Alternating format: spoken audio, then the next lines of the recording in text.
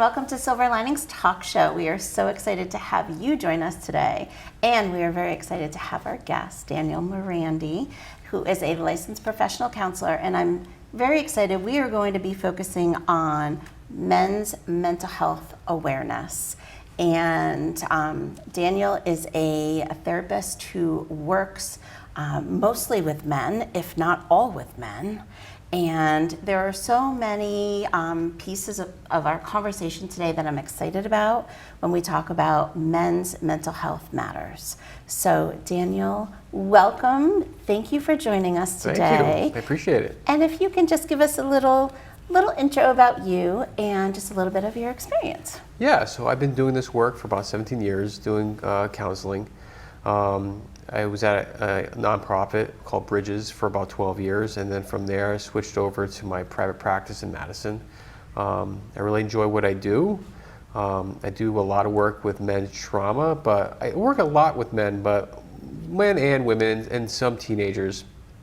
I worked for 12 years with young adults, so I kind of want to make that transition for my private practice, but I enjoy what I do. It's really satisfying for me. Rewarding. Yeah. It's rewarding. As a fellow LPC, I completely understand how rewarding our work can be. Mm-hmm. And I'm just very excited to have you here, so thank you. Yeah, and I know we kind of had a little preliminary conversation, as we always do before we have you on the show, and let's kind of jump into the conversation about what these current statistics are. Mm-hmm. Things have been a little rough for you mm-hmm. in how you're needing to deal with a lot more when it comes to men's mental health. Yeah. Can we talk about the current statistics, suicide rates and things like that? I think we have a slide that we can talk about. Yeah, mm-hmm. yeah. So with the age of men's suicide rates starting right now, and they are changing over time, but right now we see an influx in men between the ages of 40 and 60. We're actually seeing more of an influx of people who are in their 60s and 70s, but right now men between the ages of 40 and 60 are seeing a really high rate, even compared to all the other demographics. And I think that is notable, given that you really don't see that in the news very often. No, I really didn't have any idea. And it's really is a big point of concern Yes. that I've been seeing, not just in the statistics, but also just what I'm seeing locally. So just curious, any certain theme that you are seeing that's coming about in terms of an older, generation, let's say, who are increasing the suicide rates? So I think a lack of connection. I think that's where I think we're seeing a lot of people lose out on. Mm-hmm. I think there are ways of they're lacking being able to connect with one another as far as other men, and that's something that's we've been seeing like a pattern of. Okay, and we're going to talk more about that too, because it's a very important topic. Mm-hmm. Yeah, and when you're talking about this age group, is it a specific demographic within the age group when you're talking about ethnicity? I mean, I think it's important to know if it is. Mm-hmm. Yes. Because that can also pinpoint more specifics as to the problems that they're undergoing. Mm-hmm. Right. So what we're seeing now is a large majority. Well, the highest rate right now is with indigenous people. That's the highest rate of suicide among males, but after that we see in Caucasian males.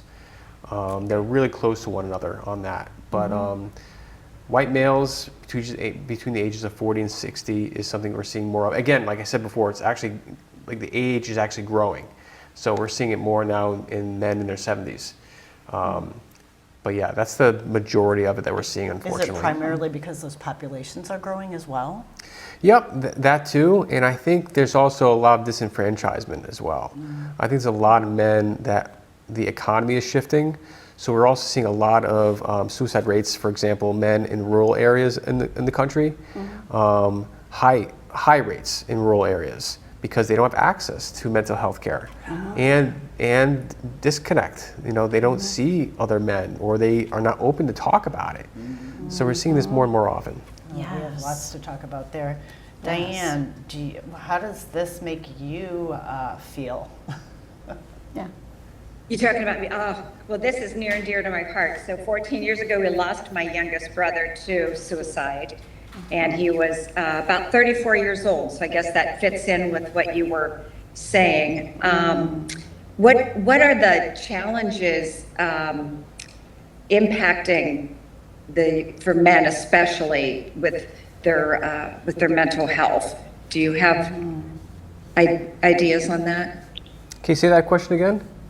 Yeah, what kinds of things what are the most challenging, impactful things that make this happen for men? Probably the most. Is it because they don't talk as much as women do? Is it? Yes. Not being as verbal, that's correct. And they don't really are able to connect with other men as much because there's still a taboo when it comes to talking about emotion. We're also seeing men who they're not with a partner, and usually their female partner is almost like their social keystone when it comes to connecting with other people, not just men, but just people in general. So when they don't have that access, they kind of isolate. So isolating is also an aggravating factor towards mental health. Absolutely. That's really interesting too, because it's almost like cause and effect, right? It's like, is their behavior maybe creating that distance between them and their partner, and then Yeah, what happens first, the chicken or the egg, right? Right. I was just Is it thinking the the same isolation that's creating it? I think it's both. okay. Yeah. I think it's both. I think it no. happens simultaneously, and one definitely impacts and triggers the other, or intensifies the other. Well, I think one of the things you had said to us, and I hope it's okay that I quote this because I think it's very impactful. You had said something about the best thing men can do for women's mental health is to address their own mental health. Absolutely. Absolutely. Yep. So that's where that came from in my pattern of conversation. Can you explain that a little more? Yeah, I mean, when men take care of themselves, it kind of frees up the bandwidth of their partners. It allows them maybe to attend to themselves more instead of having the other partner tend to them. So if they take responsibility and put more investment in themselves in that way. Whereas we live in a society where we don't foster that investment at an early age, and now they're learning this later, right? Or they're seeing things later, and unfortunately, bad things, unhealthy things have to happen before a lot of men see this happening. Either a divorce or a separation or bankruptcy or losing their job. Until they kind of get hit with that, they don't allow that to integrate into their lives unless it's right in their face. And it seems as if certainly a lot of people will tend to finally seek out some help when they are in a crisis. And we see this pattern over and over and over again. Yeah. And it would be just so beneficial for any individual to be able to seek out help just when maybe there's a struggle, instead of it having to be a crisis, to have a challenge instead of, a catastrophe. Right. So I think that would be so beneficial. And I just want to say, at least, I work also with the military right now. And one thing that I am seeing that is a wonderful thing is that, we all know military and mental health have never been like friends, right? Yeah. And now there is a more opening to mental health, and people who are in command and things like that, like promoting, go talk to people. People who are in charge of crews, go talk to people. And that is a wonderful shift. And if that can happen in the military, right, that can happen anywhere. So I think like that hopefully is a nice shift that's going to be starting to happen more, That's my hope. is that more men can see that it is okay and it doesn't mean that they're less than because they're talking about something. No, definitely, but I think tackling it, you had hinted at something, and I think you agree with this too, of course, is addressing this at a much earlier age, Yeah. where, you know, we don't talk about emotions, two types of emotions for boys, you know, anger and joy, you know, or, you know, being able to cry, being able to show frustration, being able to communicate at your normal emotions. Yeah. When you're starting off, when they're younger, and carrying that through when they're going through those tough ages of puberty and high school and college and things like that, where there's not an expectation set on them to be tough. No, yeah, you're right. And these emotions come out either way. It's just when you teach them younger, they have more agency of how to manage it from early age. And it comes out in ways it's easier for them. And there's more, it's more, you know, they feel more confident in themselves if they had taught this at an early age, because it comes out, and when it comes out as an adult, they have less control over it. And then when they have less control over it, they feel, they don't feel as confident. So what are some positive ways to start impacting mental health for those that are younger? Investment in school counseling, being able to connect with students early on, not making it taboo. It's not just for girls, but for boys too. Keep teaching them coping skills, communication skills, big time. Yes. I mean, and then actually practicing it like in school, like make it part of the curricula. Those are right off the bat easy ways of mitigating this. Yes. And mentorships.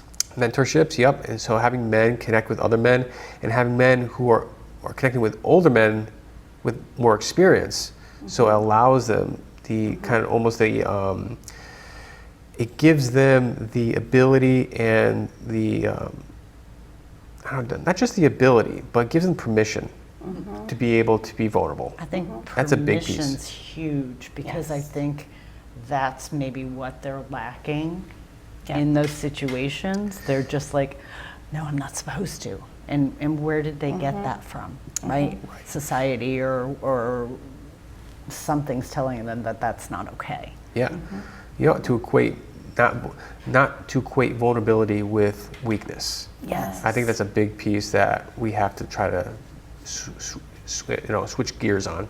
I always mention to people that being vulnerable takes courage.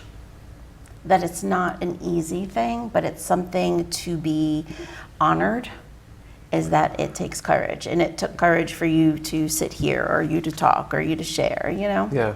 And I think that that's really important. Diane, any thoughts on this conversation, and any thoughts of, you know, you shared about a family member, and how, any thoughts you have about the impact there?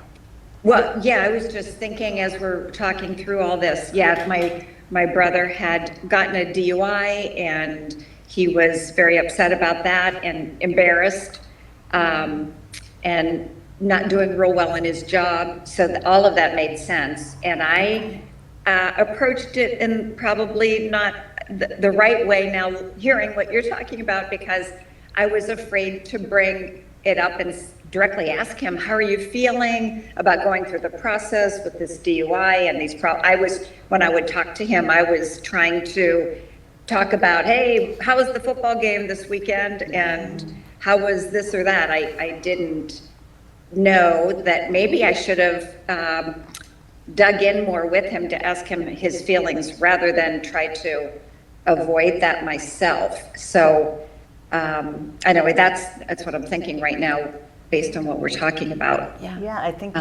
you kind of hit it on the head too. But Dan, do you think maybe the DUI was kind of like a call for help, maybe a substance abuse, a little bit of a self-medicating, numbing, my job's not going well, potentially. Yeah, I can definitely see that. That's what alcohol is really good with. When I say very good, meaning it's very good at dulling. That's why it's so effective. And that's where when people drink a lot, they are trying to escape. Yeah. You know, and one of the things I try to do is not to demonize it, because that's the first thing that people want to do. And that's why I was definitely not trying to pigeonhole Diane's story, so know that. But I really felt it necessary to kind of bring up the situation and take it as a case study. You're right, and I think Diane made a good point. Well, when she made a point, she said that she wanted to talk about like mundane stuff, like the game, things like that. One thing I would shift a little bit is to just sit with that person and just allow them time to connect, and they don't have to shift from the pain. Like one of the things that men I think would be very valuable is help them sit with their pain and not immediately shift to something that's safe, like talking about the weather or talking about, hey, if you do that and just sit with the pain, it gives them, again, permission to sit with the pain with you. And a lot of men value that even though they're not used to it. In other words, it's hard, but if you're providing support, then they're like, okay, maybe I can do this. Right. I'm so happy that Diane brought that piece up, because that's what families can do. Because you mentioned about things that could happen in schools, right? Yeah. But here's what families and friends and loved ones can do, is just what Diane said, and then you following it up with even just sitting with the person and not feeling you have to fill space, right? Yes. With stuff that doesn't really matter. Right. Correct. And you don't need to be the one to sit there and say, how do you feel about it? Why did you do it? All of the things, and potentially maybe trigger something that maybe is not the right thing to say, maybe. I don't know. Well, you know what? Yeah. You risk triggering them, and that's okay, and just being there in their state of vulnerability and not running away. I think that's one of the best things you can do for a person. So one of the areas that you work with people is trauma. You had sent us a kind of a diagram of trauma and the effects on the brain.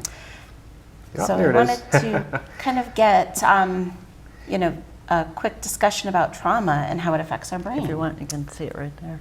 Oh yeah, there it is. So, prefrontal cortex right in the front. When it comes with our logic, a lot of the trauma that we experience happens in the amygdala. Okay, that's where our emotional part of our brain. And what we try to do is we try to connect with that, because once it starts affecting the amygdala, it starts becoming systemic. It starts invading our ability to organize ourselves, like prefrontal cortex, and memory, like hippocampus focuses on memory. So there's a lot of times, like we people who go through a lot of trauma, a lot of fight or flight response, it affects their ability to recall past memories. All right, so it really starts, impacting the entire brain, not just one part of it. Well, trauma can do all that. Yeah, That's amazing. and we're still learning about it. It's still, the human brain is amazing, but trauma is something we're definitely continuing to study. And what are some tools to help with trauma? Well, one of the tools that I do is called ART, and accelerated resolution therapy. It's a type of eye movement therapy, and it's very similar to EMDR. ART is another kind of version of, it's not the same, but there's a lot of similarities. But ART focuses more on imagery when it comes to helping people manage what they're seeing.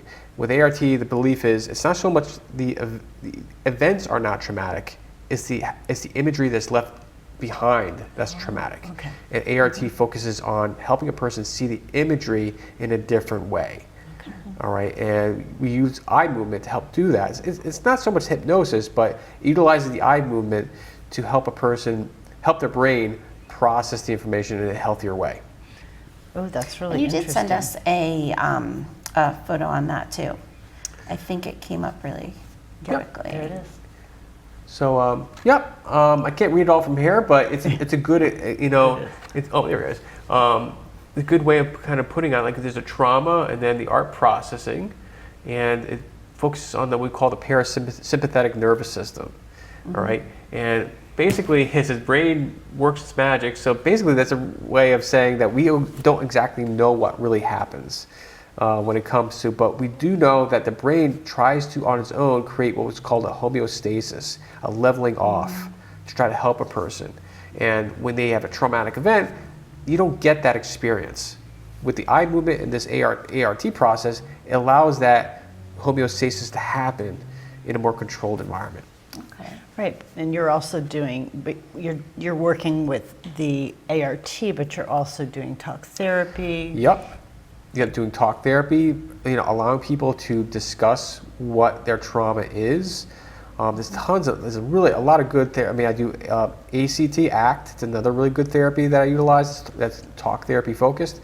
But it's really, the point of it is helping a person or men focus on the memory, feel it, notice it in their body, and be there with them during that process. And in doing so, allow them to kind of go underneath the surface level stuff when it comes to their emotions. And what I like about it is a lot of it is natural healing. Like a lot of it is you're allowing them to be their own detective when it comes to their own trauma. But you have to really give them the space to do that.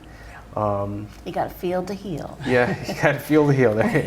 Yeah, and some of it's complicated, some of it's not. Sometimes people don't remember their trauma. So there's a wide gamut of what could be there. But giving that space is really important. And earlier you talked about connection. And connection is so vitally important for so many reasons.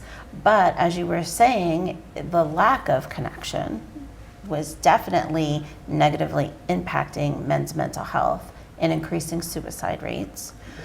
So we wanted to discuss how ways that men could connect with each other, say through sports, or if maybe they're not really into sports.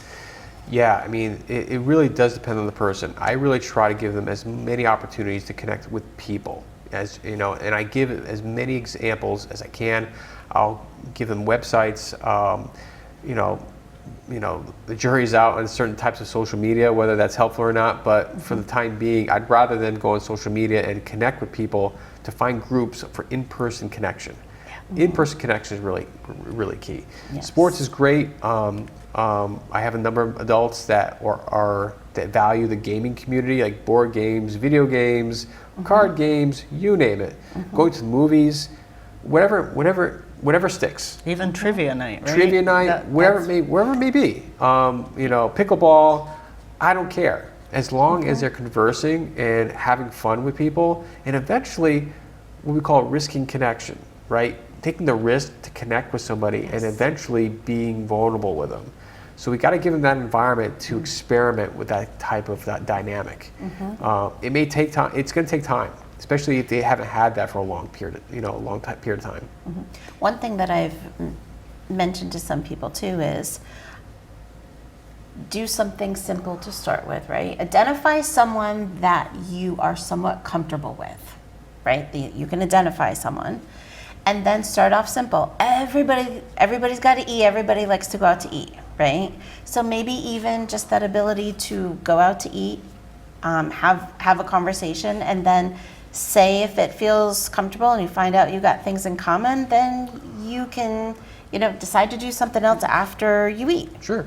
Yeah. If you feel like this was cool, but I'm not really connecting with this individual, then I can just appreciate the moment and we can separate.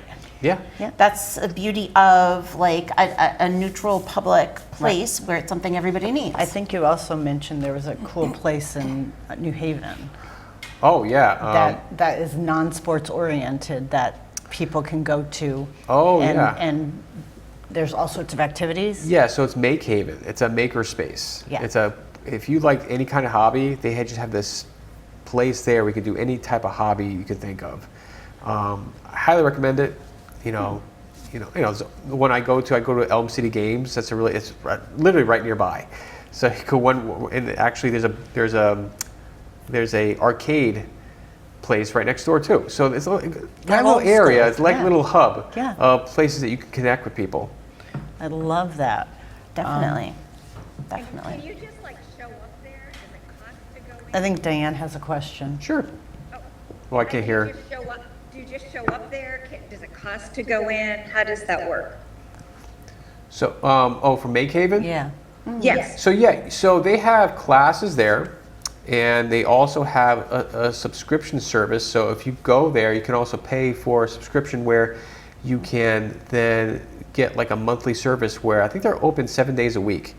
And you could just go there and utilize pretty much any of their products. They have 3D printers, they have sewing machines, they have computers, they have all kinds of stuff.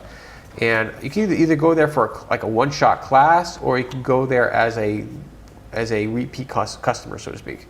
And you could teach. I think they give you the option to teach things too. I think that's Sounds awesome. like you have great resources for people to plug into on all sorts of realms to help people kind of step out of their comfort zone, but in their own comfort zone. Does that make sense? Yeah, Yes. to explore. Yes. I really try to have people explore who they are. Yeah, and I think that's a huge step in the right direction for sure. Yes. I think we're nearing the end, and we'd love to find out how people can connect with you if they want to learn more or if they need help. Yeah, so if you go to my practice, it's newvoyagecounseling.com. I think that's the best way of doing that. And I would just go to my website. I think that's the best way. You can reach me at 203-318-4086. That's my my office number, so by all means. Cool. And we'll put that information at the Yeah. end of the episode to make sure that you're reachable to those who might need to have a chat. And because I think it's a very important topic. Yeah, and we just encourage, men to start trying to even connect with an interest, a passion, something that brings them joy, because that right there is going to help make a difference. Agreed. Is connection. In their lives and the lives of their families. Yes, big time. Yep. Yes. Well, thank you, Daniel, so much for being here and helping us have this conversation about mental health and men's mental health and how important it is. And,